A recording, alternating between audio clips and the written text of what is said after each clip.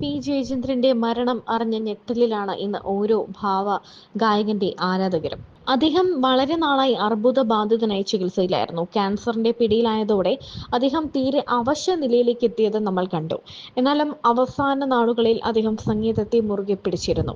ജീവിതത്തിലെ ഏറ്റവും പ്രധാന ഘട്ടങ്ങളിലെല്ലാം തന്നെ സംഗീതത്തിനെ ഒപ്പം കൂട്ടിയ അദ്ദേഹത്തിന്റെ അവസാന നാളുകളിലെ ചിത്രങ്ങൾ കണ്ടാൽ നമ്മുടെ ഹൃദയം നുറുങ്ങിപ്പോകും. പാലിയത്ത് കുടുംബം വക കുളത്തിലും മിഡിൽ സ്കൂൾ പഠനകാലത്ത് പെരിയാറ്റിലും അനിയനോടൊപ്പവും കൂട്ടുകാരോടൊപ്പമുള്ള കുളിയും നീന്തലും ഒക്കെ വഴി കുട്ടിക്കാലത്ത് തന്നെ നല്ലൊരു ശരീര ഘടനയാണ് അദ്ദേഹത്തിനുണ്ടായിരുന്നത്. നല്ല ആരോഗ്യമുണ്ടായിരുന്നു.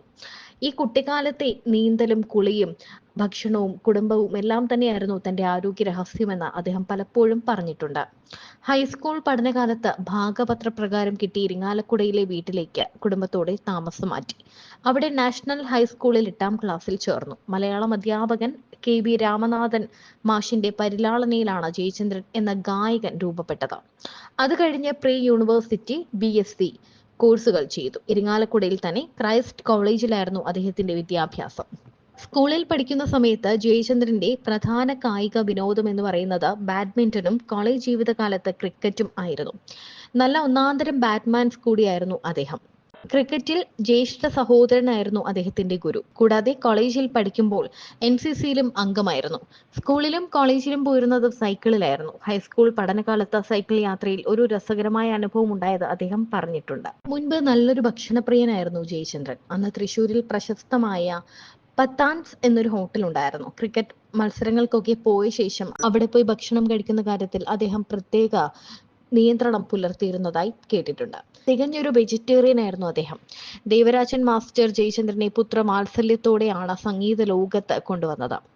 പാടി ഒരു മികച്ച ഗായകനായി എന്ന് അദ്ദേഹം ഒരു തവണ അഭിപ്രായപ്പെട്ടിട്ടുമുണ്ട്. ജയചന്ദ്രന്റെ ജീവിതത്തിലും അദ്ദേഹത്തിന് വളരെ സ്വാധീനമുണ്ടായിരുന്നു. ചിക്കൻ കഴിച്ചാൽ പാടാൻ കുറച്ചുകൂടി സുഖമായിരിക്കുമെന്ന് മാസ്റ്റർ ജയചന്ദ്രനെ ഉപദേശിച്ചിട്ടുണ്ട്. അങ്ങനെ മനസ്സോടെ ജയചന്ദ്രൻ ചിക്കൻ കഴിക്കാനും തുടങ്ങി. കുറച്ചു കഴിഞ്ഞപ്പോൾ തനിക്ക് ചിക്കനും നോൺവെജ് ഒന്നും ശരിയാകില്ല എന്ന് മനസ്സിലാക്കി ജയചന്ദ്രൻ ചിക്കൻ കഴിക്കുന്നത് പൂർണ്ണമായി നിർത്തി. രാവിലെ ഉണർന്നതിന് ശേഷം ഒരു കുപ്പി വെള്ളം കുടിക്കും. അത് കുറേ വർഷങ്ങളായുള്ള ചിട്ടയാണ്.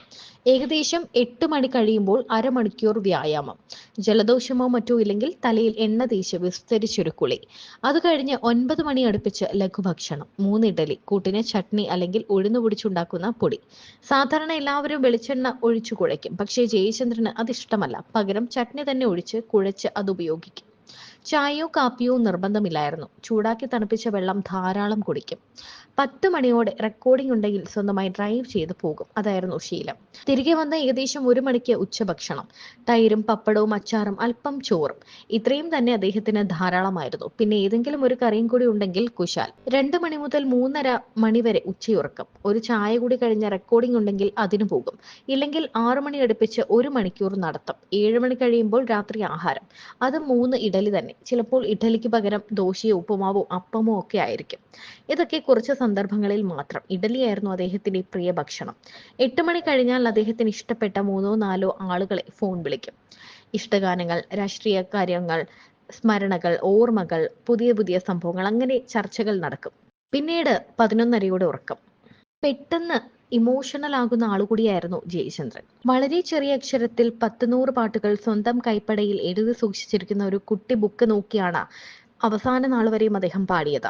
Tab, touch phone, WhatsApp, Facebook, SMS എല്ലാം അദ്ദേഹത്തിന് അന്യമാണ്. ഇത്രയും ചെറിയ അക്ഷരം വായിക്കുന്നതിന് ഇന്നും കണ്ണട ആവശ്യമില്ലായിരുന്നു അദ്ദേഹത്തിന്. ചെറുതായി ഷോർട്ട് സൈറ്റ് ഉണ്ടായിരുന്നു. അത് പിന്നീട് മാറുകയും ചെയ്തു. അതിനുശേഷം വായിക്കുവാനായി കണ്ണട ഉപയോഗിച്ചിട്ടേയില്ല. ചെറിയ കാര്യങ്ങൾക്ക് ഒരുപാട് ഒച്ച വെക്കുന്ന അദ്ദേഹം വലിയ കാര്യങ്ങൾ വളരെ സമാധാനത്തിൽ അഭിമുഖീകരിക്കാറുമുണ്ട്. അടുത്തു കഴിഞ്ഞാൽ ഏറ്റവും നല്ലൊരു ബന്ധു. മറ്റുള്ളവരുടെ കാര്യങ്ങളിൽ ഒരുപാട് അനുകമ്പയും ശ്രദ്ധയുമുള്ളൊരു സാധാരണ മനുഷ്യൻ കൂടിയായിരുന്നു അദ്ദേഹം. ലളിതയായിരുന്നു അദ്ദേഹത്തിന്റെ ഭാര്യ. 2 മക്കൾ, ഒരാണും ഒരു പെണ്ണും. മകൾ ലക്ഷ്മി, മകൻ ദിനനാഥ്. മകനെ പാട്ട് പഠിപ്പിച്ചില്ല എന്ന് അദ്ദേഹം പറഞ്ഞിട്ടുണ്ട്. എന്നാൽ മകൻ ഗായകൻ കൂടിയാണ്.